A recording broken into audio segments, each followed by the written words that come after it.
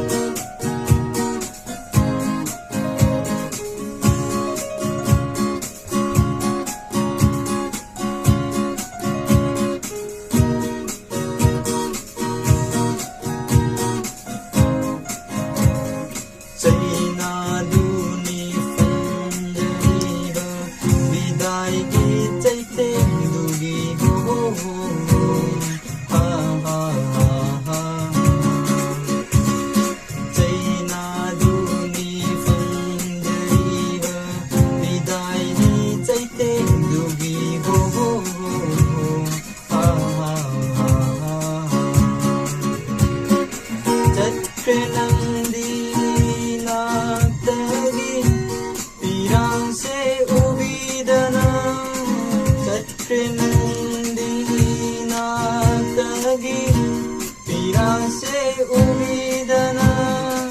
Kaira thamo egtinta Tabi balaitana Kaujaru nimba kaina Kumlamdana Changlak ko siram Hamlak ko nata Tambige ipao Aron bu